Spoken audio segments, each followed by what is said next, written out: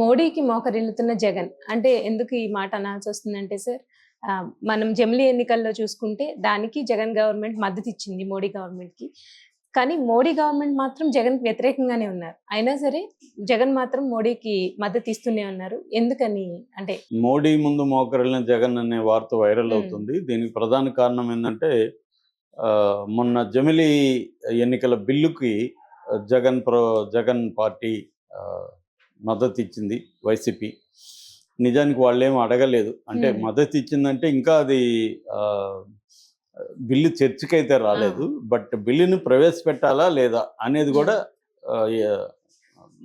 దానికి సంబంధించి కూడా ఎన్నిక జరిగింది. అక్కడ జరిగినప్పుడు బిల్లుని ప్రవేశపెట్టాలి అనే దానికి వీళ్ళు వైసీపీ వాళ్ళు కూడా ఇచ్చారు. నిజానికి చంద్రబాబు ఇస్తే అర్థం ఉంది. ఎందుకంటే చంద్రబాబు ఆల్రెడీ ఎన్డీఏలో ఉన్నాడు కాబట్టి ఎన్డీఏలో ఉండే పార్టీలన్నీ కూడా మద్దతు ఇస్తారు. ఇటు ఇండియా కూటమి వ్యతిరేకించింది. కాంగ్రెస్తో సహా ఇండియా కూటమిలో ఉన్న అన్ని పార్టీలు కూడా క్లియర్గా వ్యతిరేకం. ఇండియా కూటమిలో అనేక సమస్యలు ఉన్నాయి. ఒకరికొకరు పడట్లేదు. అన్ని చోట్ల పొత్తులు పెట్టుకోవట్లేదు. ఫర్ ఎగ్జాంపుల్ ఢిల్లీలో ఎన్నికలు జరుగుతుంది, పెట్టుకోలేదు. హర్యానాలో ఆప్తో పెట్టుకోలేదు.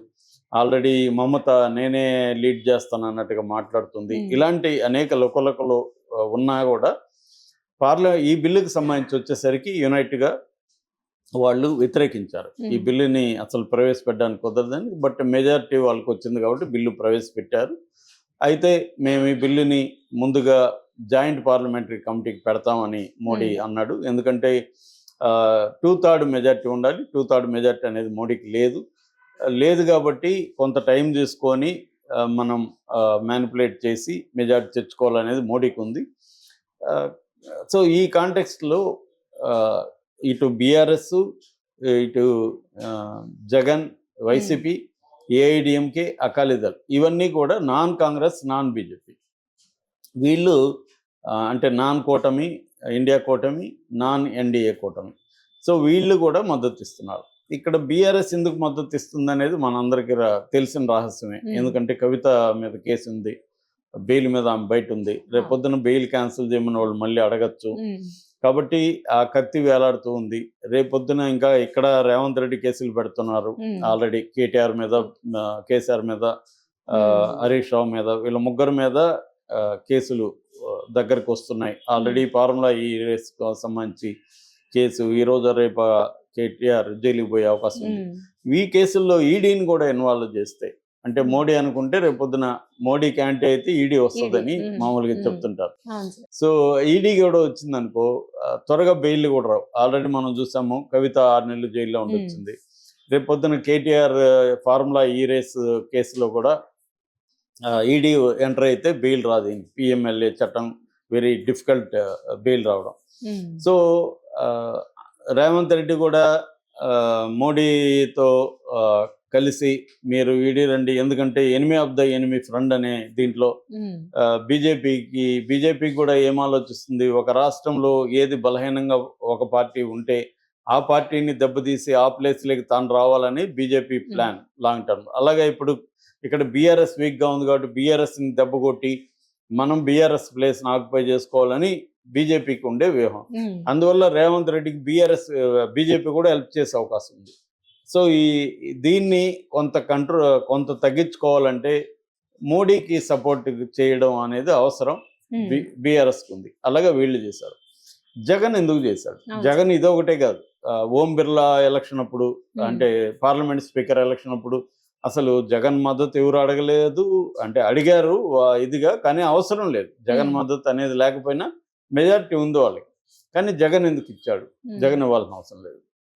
అయితే జగన్ ఒక పక్క బీజేపీకి మద్దతు ఇస్తూనే ఒక పక్క ఇండియా కూటమికి కూడా, అదేదో అంటారు కదా, నీతో ఉంటాను ఇంకొకరి కన్ను గుట్టాలని ఒక ఇది వస్తుంది. అలాగా ఒకవైపు ఉంటేనే అటువైపు కన్ను గీకాడు. అందుకని ఢిల్లీకి వెళ్ళి హడావిడిగా అక్కడ ధర్నాలు అవి చేసి నానా రభసంతా చేసి ఎన్డీఏ వాళ్ళ సహాయం తీసుకున్న వాళ్ళందరూ వచ్చి కూడా మద్దతు తెలిపారు. ఎక్సెప్ట్ కాంగ్రెస్.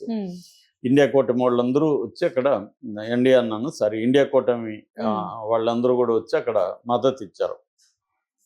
ఎందుకు చేశాడు అంటే, ఒక పక్కేమో తన కేసులు 11 ఏళ్ళుగా బెయిల్ మీద ఉన్నాడు.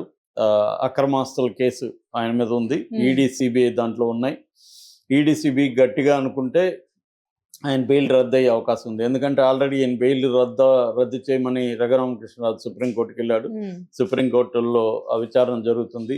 ఆల్రెడీ సుప్రీంకోర్టు ఎందుకు ఈయన ఇంతకాలం బెయిల్ మీద ఉన్నాడు, ఎందుకు ఆలస్యం చేస్తున్నారని కూడా సిబిఐని వీళ్ళని అడుగుతున్నారు. సిబిఐ వీళ్ళు కూడా సమాధానాలు ఇచ్చే పరిస్థితి ఉంది.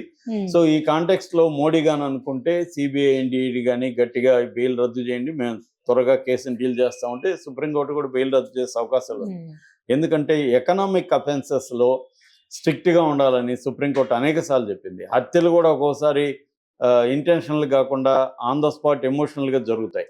అప్పటికప్పుడు ఎమోషనల్ లో కోపం వచ్చి చంపేసేవి ఉంటాయి.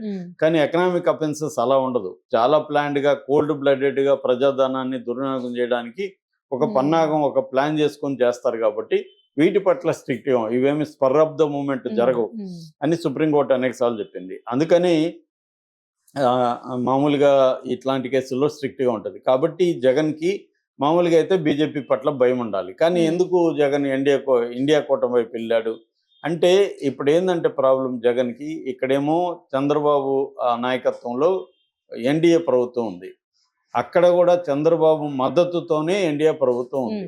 కాబట్టి ఎన్డీఏ ప్రభుత్వం చంద్రబాబుకి అనుకూలంగా ఉంటుంది, జగన్కి వ్యతిరేకంగా ఉండాల్సిన పరిస్థితి ఎన్డీఏకి ఉంది, అంటే మోడీకి ఉంది. సో ఈ క్రమంలో జగన్కి ఉన్న మార్గాలు ఏంటి? జగన్ని జైల్లో పెట్టాలనేది ఇటు చంద్రబాబుకి, లోకేష్కి, పవన్ కళ్యాణ్కి గట్టిగా ఉంటుంది. ఎందుకంటే చంద్రబాబుని జైల్లో పెట్టాడు. 75 ఏళ్ళ వయసులో చంద్రబాబుని 53 రోజులు జైల్లో పెట్టాడు. ఖచ్చితంగా జగన్ని పెట్టాలనేది వీళ్ళకు ఉంటుంది కదా. సో జగన్ని పెట్టాలంటే ఒకటి, ఈ చిన్న కేసుల్లో ఇక్కడ స్టేట్ లెవెల్లో కేసుల్లో పెడితే బెయిల్ త్వరగా వచ్చేస్తుంది. అటు కాకుండా దీంట్లో కానీ అయితే ముఖ్యంగా కన్విక్షన్కి పడేట్టుగా కానీ చూసుకుంటే జగన్కి ఒక 2 ఏళ్ల పైన కన్విక్షన్ కానీ అయితే రాజకీయ జీవితం సమాప్తం జగన్ది. అది చేయాలనేది చంద్రబాబుకు ఉంటుంది కదా. ఎవరికైనా ప్రతిపక్ష పార్టీలని కంప్లీట్గా తుదముట్టించేసి మనమే నిలబడాలనేది ఉంటుంది. ఇదొక యుద్ధం లాంటిది. యుద్ధంలో శత్రువుని చావు దెబ్బతీయాలనే కదా ఎవరైనా అనుకుంటారు. శత్రువుని బతికించి పోరాటం చేద్దామని ఎవరు అనుకోరు. మ్యాక్సిమం శత్రువుని చంపేస్తే వీళ్ళు క్లియర్ అవుతుంది అనేది అనుకుంటారు యుద్ధంలో. పొలిటికల్గా అవతలని చంపేయాలని అనుకుంటారు.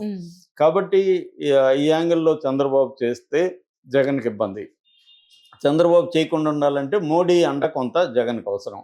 అట్లని మోడీ ఏమి ఉత్సాహం చూపెట్టలేదు. అందుకని ఇండియా కూటమి అంటే, నువ్వు లేకపోతే నువ్వు నన్ను హక్కుని నేను నీ దగ్గరికి వస్తున్నా, నువ్వు నన్ను హక్ చేసుకోకపోతే నేను వాళ్ళని పోయి హక్ చేసుకుంటాను, వాళ్ళు కూడా రెడీగా ఉన్నారు అన్న సిగ్నల్ పంపించడానికి మోడీకి ట్రై చేశాడు. కానీ మోడీ వాళ్ళు పట్టించుకోవట్లే.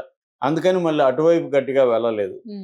ఎందుకంటే కాంగ్రెస్ కూడా అంత ఉత్సాహం చూపిస్తుంది. ఇంకొక ప్రాబ్లం జగన్కి అంటే షర్మిల చాలా తలనొప్పిగా మారిపోయింది. ఆ అమ్మాయి అంత ఈజీగా వదిలేయట్లేదు. సో అందుకని ఇప్పుడు షర్మిలని డీల్ చేయాలంటే కూడా మోడీ గట్టిగా మనతో ఉంటే ఇక్కడ కూడా కూటమి మనల్ని ఏం చేయకపోవచ్చు అన్న ఒక యాంగిల్ ఉంది. అది కుదరనప్పుడు ప్లాన్ బి కూడా ఉండాలి కదా. ప్లాన్ బి ఏంటంటే ఇండియా కూటమిలోకి వెళ్ళడం. ఇప్పుడు కాంగ్రెస్కి అక్కడ మమతా బెనర్జీ వీళ్ళకి మధ్య గ్యాప్ వచ్చేసరికి మమతా బెనర్జీని సపోర్ట్ చేస్తూ ఆల్రెడీ స్టేట్మెంట్ కూడా ఇచ్చారు. అంటే కాంగ్రెస్ని వ్యతిరేకించి మమతా వైపు వెళ్తే కాంగ్రెస్ లేని కూటమి, ఇండియా కూటమి రేపు పొద్దున ఏర్పడే పరిస్థితి ఉంటే జగన్ దాంట్లోకి జంప్ అవ్వాలనేది అదొకటి రూట్ అలా ఉంచుకున్నాడు ఆప్షన్. ఎప్పుడైనా ప్లాన్ ఏ ఒకటే ఉంటే కష్టం, ప్లాన్ బి, సి ఉండాలి. జగన్ మంచి చెస్ ప్లేయర్ అని చెప్తాడు. సో అందుకని ఆయనకి వ్యూహాలన్నీ తెలియకుండా ఏమి ఉండవు. సో అందుకని ఇప్పుడు మోడీకి మోకరిల్లి ఖచ్చితంగా మోకరిల్లాలి. మరి చంద్రబాబు కూడా మోకరిల్లాడు కదా ప్రతిపక్షంలో ఉన్నప్పుడు కూడా. సో ఎవరైనా అధికారంలో ఉన్నప్పుడు మోకరిల్లాలి, లేకపోతే జైలు కన్నా వెళ్ళాలి. రెండే మార్గాలు, మోడీనా ఈడీనా. ఈడీ అంటే జైలు, మోడీ అంటే పవర్. సో ఈ రెండే మార్గాలు ఉన్నప్పుడు జగన్ అయినా ఇంకొకరైనా ఆ ప్లేస్లో ఉంటే అదే చేస్తారు. ఇప్పుడు అదే చేస్తున్నారు. అందుకని మాటికి అక్కడ విజయసాయి రెడ్డి అమిత్ షాతో పోయి కూర్చుంటున్నాడు. సో రాజకీయ అమిత్ షాతో కలిసారంటేనే రాజకీయాలు అనమాట. మోడీతో కలిస్తే అభివృద్ధి మిగతావి, అమిత్ షాతో కలిస్తే రాజకీయాలు అనేది ఆల్రెడీ ఎస్టాబ్లిష్ అయింది ఫ్యాక్ట్. కాబట్టి అమిత్ షాతో కలుస్తున్నాడు మాటి కంటే విషయం ఇది. సో బీజేపీ మరి చంద్రబాబు అని కంట్రోల్ చేసి జగన్ ని కాపాడుతుందా? లేదు. బీజేపీకి ఏంది అంటే చంద్రబాబు కంప్లీట్ గా చంద్రబాబు మీద డిపెండ్ అయ్యే పరిస్థితి బీజేపీకి లేదు. జగన్ కూడా కొంత బతికించి ఉంచుదాం అనేది బీజేపీకి ప్లాన్ ఉంది. అది కానీ అది ఉందని జగన్ కూడా తెలుసు. కాబట్టి మీరు అడగకపోయినా మీతోనే ఉంటాము, మమ్మల్ని మీరు చూసుకోండి అని ఒక రకమైన సరెండర్ అయినా కూడా వాళ్ళకేం దయ మీద జరగవు. వాళ్ళకి కూడా ఉపయోగం ఉంటేనే జగన్ కాపాడతారు తప్ప సరెండర్ అయిపోతే జగన్ ఏమి కాపాడాలని వాళ్ళకి ఎందుకు ఉంటది? రాజకీయాల్లో అట్లా ఉండదు. నీ కాళ్ళు పట్టుకుంటా అంటే వదిలేరు. రాజకీయాల్లో కాళ్ళు పట్టుకోవడంలో వీడికి ఉపయోగం ఉండాలి. సో అది ఇవ్వాలి అంటే ఆఫర్ ఇవ్వాలి. మామూలుగా గాడ్ ఫాదర్ లో ఒక డైలాగ్ ఉంది, నేను ఇచ్చే ఆఫర్ రిజెక్ట్ చేయలేని ఆఫర్ ఇస్తానంటాడు గాడ్ ఫాదర్ లో. అలాంటి ఆఫర్ ఇవ్వగలిగితేనే ఛాన్స్ ఉంటది. మరి జగన్ ఏమి ఇస్తాడు అంటే రాజ్యసభలో కొంత బిల్లులకి అవసరం ఉంది. జగన్ అవసరం ఇప్పుడు పెట్టబోయే కొన్ని బిల్లులకి ఖచ్చితంగా దానికి జగన్ హెల్ప్ చేస్తాడు.